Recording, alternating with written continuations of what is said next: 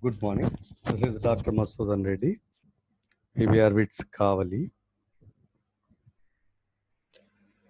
Today, this session for second BTech first SEM EEE students.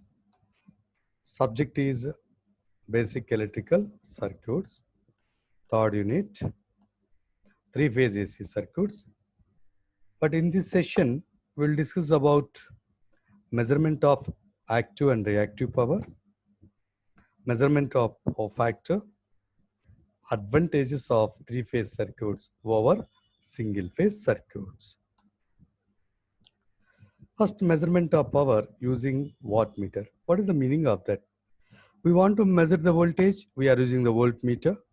We want to measure the current using the ammeter. To measure the power, should use wattmeter. What is that wattmeter? I will explain. So this wattmeter can be applicable in any labs. So basically, what are the components are containing and how these components are interconnected in this wattmeter is needed for any student. So listen carefully. So here see that this is one current coil and two pressure coils. So any wattmeter should contain one current coil and two pressure coils. But these two pressure coils may be connected in series or parallel to change the range of wattmeter. That is very important. So here, please listen carefully.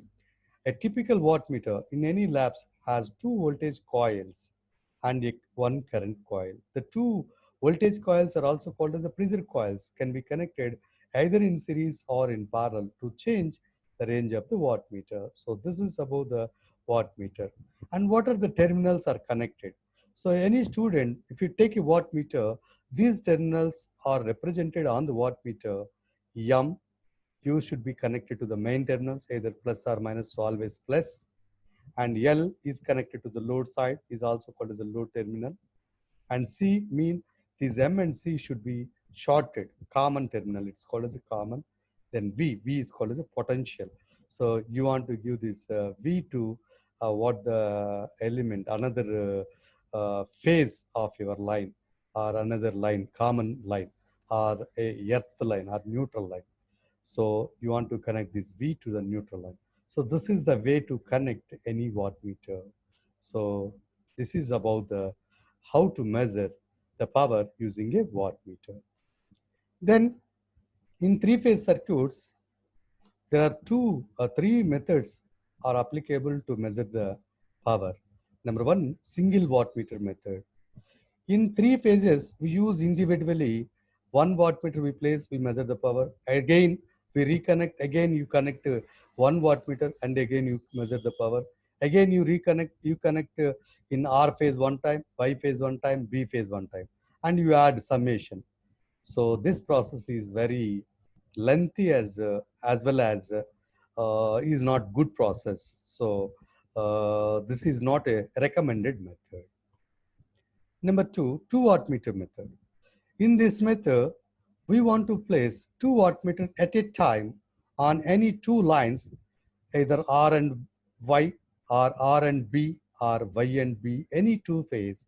Connect the two wattmeters and directly we can measure the total power, active, reactive, and power factor also. This is a very good method and practical method. We will thoroughly discuss about this method. Next, 3 wattmeter method. We connect 3 wattmeters at a stitch on the 3 phases, but another wattmeter requirement is also wastage of that. Again, accuracy also is not obtained with the help of this 3 wattmeter method. So we use only a 2 wattmeter method. So now measurement of power and power factor by 2 wattmeter method. See here, this is a star connection. We'll take delta connection also, no problem. Why? Because either star or delta connection, we taken only 3-wire connection. We are not taken the 4-wire. So here in this 3-wire connection, R, Y, B. So any two phases, we connect the wattmeters. In this figure, we connected wattmeter on R phase and wattmeter on Y phase. How? See, listen carefully. Wattmeter 1 of the current coil is connected in R phase, and wattmeter 2 current coil is connected on Y phase, and wattmeter 1 and wattmeter 2 pressure or voltage coils are get together be connected on V phase. So this is about the connections. After then you see that impedances of R phase, Y phase and B phase, and currents are R phase, Y phase and B phase, voltages between R phase, Y phase and B phase. So we'll see here. So measurement of power. So the instantaneous current through the current coil of wattmeter is IR. See that here we'll go for what is the current flow through this wattmeter 1? IR. And what is the current flow through the wattmeter 2? IY. See there. And what is the voltage drop across this wattmeter 1? So in between this R and B. What is the voltage across the wattmeter 2 in between Y and B? So VRB and VYB. Currents are IR and IY. We will see. And automatically power is nothing but voltage into current. We will see all these things. The instantaneous current through wattmeter 1 is IR. The instantaneous potential difference or also voltage across this is ERN minus EBN is nothing but the ERB. ERB. Then the instantaneous power measured by the wattmeter 1 is voltage multiplied by current. So voltage potential difference is ERN minus EBN into IR is the equation 1.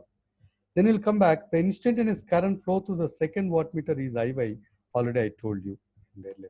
And potential difference is EYB actually. So EYB is nothing but EYN minus EBN. And power, instantaneous power, in case of wattmeter 2 is current multiplied by voltage, equation 2. Simply we add these two equations, we will get the power. How? We'll go for it. So W1 plus W2, IR into ERN minus EBN plus IY into EYN minus EBN. So here you'll take this common as here, how you are getting this IR into ERN plus IY into EYN and minus EBN is the common both sides, IR plus IY. But in case of the star connection, IR plus IY plus IB is equal to 0. Therefore, IR plus IY is equal to minus IB. We substitute that. So minus IB, minus of minus plus. See here, minus IB, minus of minus plus. So therefore, we will get this plus IB, IBN. So therefore, plus IB. Therefore, IR into ERN plus IY into EYN plus IB into EBN, we are getting as a total power. IR into ERN is nothing but the power across phase R. IY, EBN, power across phase Y. IB and EBN, power across phase B. So therefore, PR plus PY plus PB is equal to W1 plus W2. So that is IR plus IY plus IB 0. Then from that, we'll get this equation. So therefore, here W1 plus W2 is equal to P. So therefore, the W1 plus W2 is nothing but the P is nothing but the active power. Active power is equal to W1 plus W2. Then this is algebraically. Then we'll go to this measurement of power using vector representation. See here, VR is the phasor, reference phasor. VY lags an angle 120 degrees. VB lags an angle another 120 degrees from VY. And we'll come back. IR phase current lags an angle pi by VR. IY lags an angle pi by VY. IB lags an angle pi by VB, and we'll come back. I need, what is the current power in first wattmeter? VRB multiplied by IR. I need VRB. How to calculate this VRB? VRB is nothing but VR minus VB. So VB is minus, therefore VRB. So see here, so what is the angle between these two? What is the angle between these two? Actual, this is pi. This is the phase voltage. This is the line voltage. So these two between this is total is 30. So here will go as this is about the pi. So therefore we are getting as a 30 minus pi. 30 minus pi. So therefore W1 is equal to VRB into IR cos of angle between this is mean power is equal to VI cos pi. So that you will see. So W1 is equal to VLIL into cos of 30 plus pi, equation 3. Similarly, W2 is equal to VLIL cos 30 minus pi. See here, this total is 30 degrees, but here pi, therefore 30 minus pi. So therefore 30 minus pi. So this W2 is equal to here, you are getting as a W2 is equal to VLIL cos 30 minus pi, equation 3 and 4. Now we add these two, W1 plus W2, what we are getting? Third equation and 4, we will get the active power. How we are getting? So VLIL cos 30 plus pi plus VLIL cos 30 minus pi. So cos A plus B, cos A cos B minus sin A sin B, cos A cos B plus sin A sin B, substituted these. So therefore, the sin 30 sin pi gets cancelled. 2 into VLIL cos 30 cos pi. So therefore, cos 30 is nothing but here root 3 by 2. 2 gets cancelled. W1 plus W2 is equal to root 3 VLIL cos pi. What is the root 3 VLIL cos pi? Is the active power. Therefore, what is the active power? From this equation, what is the active power? Active power is equal to W1 plus W2. This is about the, so simply we connect the two wattmeters, you take the two readings, the total reading is indicated as a active power. Then we need reactive power. How to get? Simply subtract the equation 3 and 4, we will get the reactive power. So therefore W2 minus W1, so here VLIL cos 30 minus pi minus VLIL cos 30 plus pi. So again same, cos A minus B, cos A cos B plus sin A sin B. Cos A plus B, cos A cos B minus sin A sin B. Here this cos 30 cos pi gets cancelled, and you will get as a 2 into VLIL sin 30 sin pi, sin 30 1 by 2, therefore VLIL sin pi. Reactive power is equal to root 3 VLIL sin pi actually, but what we got? VL into IL into sin pi is equal to W2 minus W1. Therefore, reactive power is equal to root 3 into W2 minus W1. So this is about the reactive power. Next, we need the power factor. So this power factor, reactive power by active power, will get the, first of all, pi angle. Power factor is cos of pi. So we want to calculate this pi. So Q by P, root 3 VLL sin pi by root 3 VLL cos pi. So root 3 VLL gets cancelled. Sin pi by cos pi is equal to tan pi is equal to, what is this Q? Root 3 into W2 minus W1. What is this P in terms of our wattmeters? W1 plus W2. Therefore, tan pi is equal to this. And what is the pi? Tan inverse of root 3 into W2 minus W1 by W1 plus W2. This is the magnitude of pi in terms of the degrees. Then what is the power factor? Cos of this pi, cos pi is the power factor. So what is the pi? Angle between voltage and current.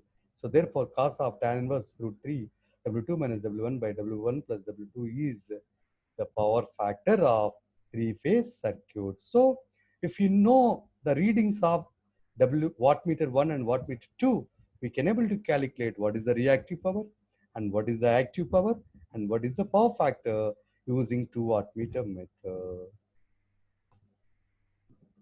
And come back, what are the advantages of three-phase circuit? Basically, we remember three-phase system has 3 live conductors which supplies the 440 volts to the large consumers. So this is very important point.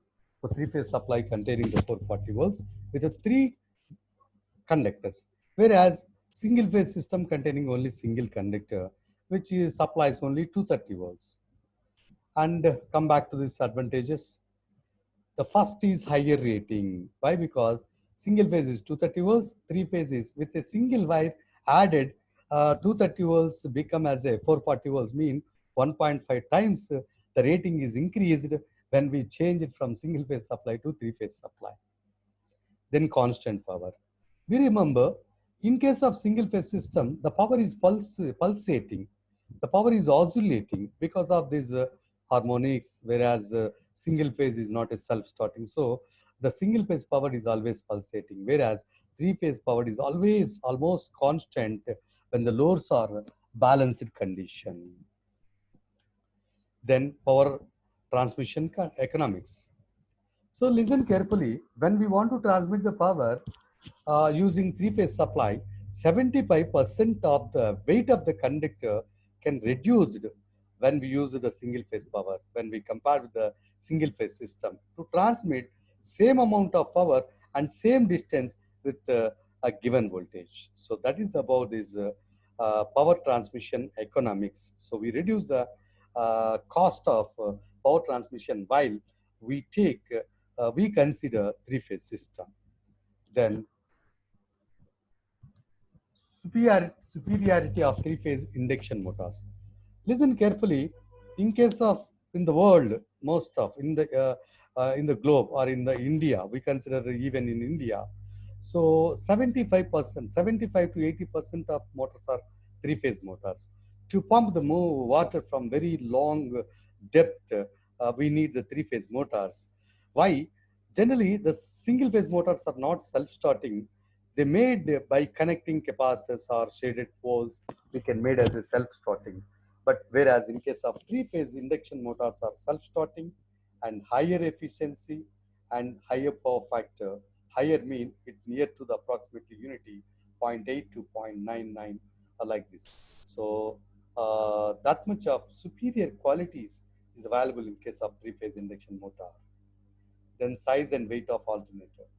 To generate three-phase power, we need a small size when we compare with a single-phase EMF to generate using a single-phase alternator. The size of three-phase definitely for a same rating, the size and weight of the alternator reduces. And requirement of copper. Yeah, definitely. When the size reduces, the requirement of copper is also less. Why? Because losses are also reduces as well as the size is also reduces. So transmission system is comparison is also single phase comparison of this transmission of power using this single phase when we compare to the three phase requires less copper or less aluminum. And frequency vibration. Yeah, definitely. In case of this single phase system, the current depends, the power transferred is a function of the current varies.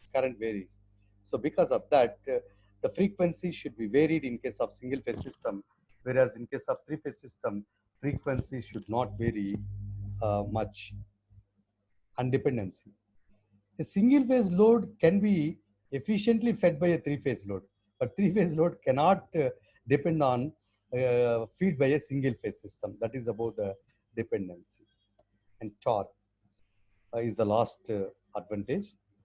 A uniform or constant torque is produced. Why? Because in case of single phase system, pulsating current will flow through that. So due to that, a pulsating torque is produced. Whereas in case of this three phase system, a constant power, a constant current will flow through that. Because of that, a constant torque will be produces. So uniform torque is also produces in case of this three phase system.